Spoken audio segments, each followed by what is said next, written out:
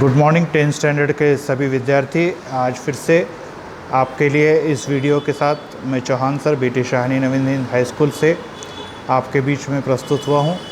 आज का वीडियो न सिर्फ विद्यार्थियों के लिए बल्कि पेरेंट्स के लिए उतना ही महत्वपूर्ण है, क्योंकि इन दिनों में जब हम अपने बच्चों को 10th स्टैंडर्ड में पाते हैं तो काफ़ी समस्याएं, काफ़ी परेशानियां, काफ़ी विपरीत परिस्थिति इससे हम घिर चुके हैं। कोरोना के कारण हमारे घर के हालात और रहने के जो सभी साधन थे उसमें काफ़ी समस्याएं निर्माण हो चुके हैं और बड़ी मुश्किल से हम अपना गुजर बसर कर रहे हैं। काफ़ी घरों में बीमारियां थी, काफ़ी घरों में पैसों का और नौकरी का बड़ा ही प्रॉब्लम खड़ा हो गया था और ऐसे अवस्था में हम पुणे में आकर वापस से अपने घर परिवार को संवारने की कोशिश कर रहे हैं। लेकिन इस अवस्था में हमारे बच्चे कक्षा 10वीं के विद्यार्थी है और 10वीं के विद्यार्थी होने के नाते अब ये हमारे लिए अत्यंत महत्वपूर्ण है कि ये बच्चे 10वीं जो जीवन का सबसे महत्वपूर्ण टर्निंग पॉइंट कहेंगे या माइलस्टोन कहेंगे, इसमें बच्चे हैं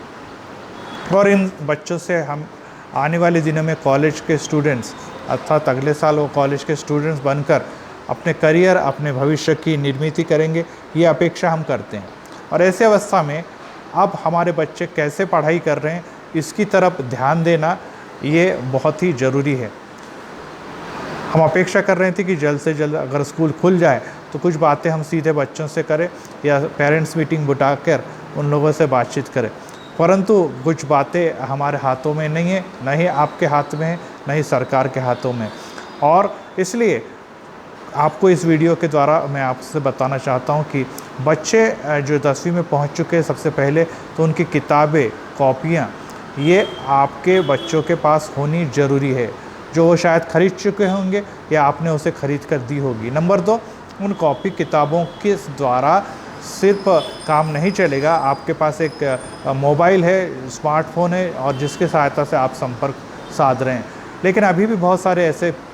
विद्यार्थी हैं जिन्होंने स्कूल में 1 या 2 दिन वीडियो देखा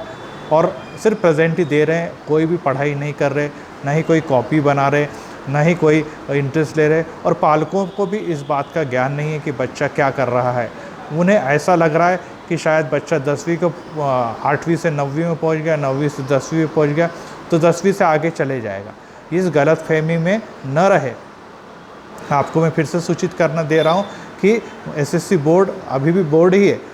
परीक्षाएं अभी भी एसएससी बोर्ड ही कंडक्ट कर रहा है। आपके बच्चे बेटी शाहनी के स्टूडेंट नहीं हैं, आपके बच्चे अब इस साल एसएससी बोर्ड महाराष्ट्र गवर्नमेंट के स्टूडेंट है और इसलिए उनके नियम अब उनको लागू होने वाले हैं। और नियम पहला ये है कि आपके बच्चों की प्रेजेंटी 75% होनी ज़रूरी है। अगर आप 75% ऑनलाइन में प्रेजेंटी नहीं दिखा रहे, आपके असाइनमेंट, आपके बच्चों की कॉपियाँ, आपके बच्चों के प्रैक्टिकल्स, आपके बच्चों के यूनिट टेस्ट और क्लास में ली जाने वाली परीक्षाएं, ऑनलाइन टेस्ट, ये कुछ भी नहीं दे रहे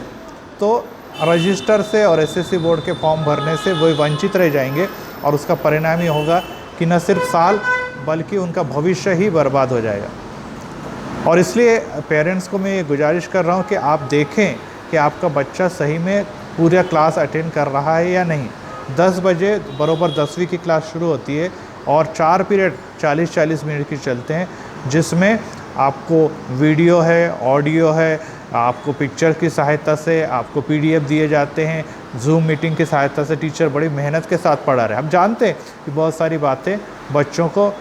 कुछ ऑनलाइन समझ में नहीं आती, लेकिन और दूसरा उपाय भी नहीं है।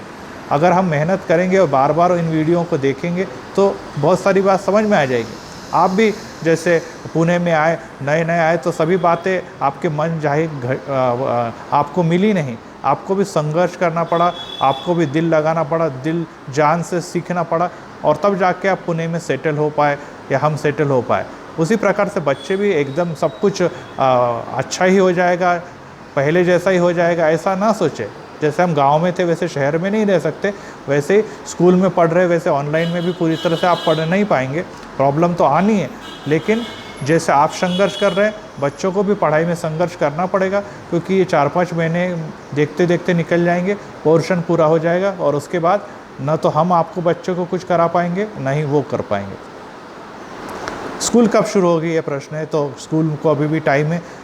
अभी भी परिस्थिति हालात कोई सुधरी नहीं है, तो इसलिए गवर्नमेंट कुछ अभी जल्दी स्कूल खोलेगी नहीं। खुल भी गए तो थोड़े थोड़े बच्चों को बुलाया जाएगा, तो उस अवस्था में भी वैसी पढ़ाई नहीं हो पाएगी जैसी रेगुलर स्कूल में होती है। लेकिन इस दिनों में आपके बच्चों की सबकी कॉपियाँ पूरी होनी चाहिए, जो आपको प्रोजेक्ट दिए जा रहे हैं, जो असाइनमेंट दिए जा रहे हैं वे पूरे कर लेने हैं, होमवर्क पूरा करना है कॉपियों में, और जो आपको ग्रेड सब्जेक्ट दे रहे वो भी पूरा करना है। पिछले साल की जिन्होंने अगर शायद फ़ी नहीं भरी होगी वो फ़ी भी भर दे। 10वीं में पढ़ रहे बच्चों के पेरेंट्स बहुत ही जागरूक होना ज़रूरी है। नंबर 2, आपके बच्चों को आपने मोबाइल दिया, डाटा दिया, वो सिर्फ पढ़ाई कर रहे हैं कि सिर्फ और भी कुछ देख रहे हैं, ये भी देखना ज़रूरी है, क्योंकि आप जानते हैं कि इन दिनों में मोबाइल बच्चों के हाथ में है और वो सिर्फ 4 पीरियड अर्थात 12:30 तक पढ़ रहा है, उसके बाद भी उसके हाथ में मोबाइल है। वो क्या देख रहा है, कैसी बातें पढ़ रहा है, क्या पिक्चर देख रहा है, गाने देख रहा है या कोई अश्लील वीडियोस देख रहा है, ये भी आपने उस पर ध्यान देना है, क्योंकि इन दिनों में बहुत गंभीर बातें उभर कर आ रही है और बच्चों के साइकोलॉजी पर और बच्चों के मानसिकता पर बहुत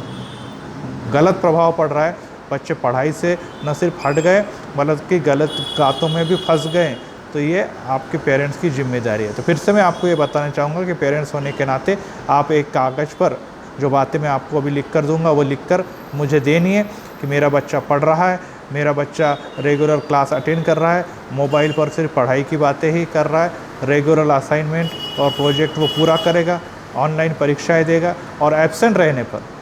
ऑनलाइन भी एब्सेंट रहने पर वो परीक्षा का फॉर्म नहीं भर पाएगा, अर्थात वो 10वीं की परीक्षा में नहीं बैठ पाएगा। ये एसएससी बोर्ड के नियम का मैं पालन करूँगा और मेरे बच्चों से अच्छी तरह से पढ़ाई करवा लूँगा और उसके पढ़ाई के समय मैं उसके साथ बैठकर अधिक से अधिक उसको पढ़ाने के लिए प्रवृत्त करूँगा। तो ये सब बातें चौहान सर मैं बीटी शाहनी स्कूल से आपको बता रहा हूँ। और इस पेरेंट्स मीटिंग में फिर से आपको यही बताना चाहूँगा कि सैनिटाइज़र्स का इस्तेमाल करें, मास्क का इस्तेमाल करें, सोशल डिस्टेंस बनाए रखें और यहाँ तक हो सके अपने बच्चों को भी बाहर घूमने से बचाएं, वैक्सीन लगवाएं। और जब आपको स्कूल में बच्चों को कॉपी चेक करने के लिए या किसी प्रैक्टिकल देने के लिए बुलाया जाए उस समय बच्चों को भेजें, जिसकी सूचनाएं हम देंगे तभी आपको भेजना है, और बाकी के समय बच्चों की प्रेजेंटी की तरफ बराबर ध्यान दें। Thank you, God bless you.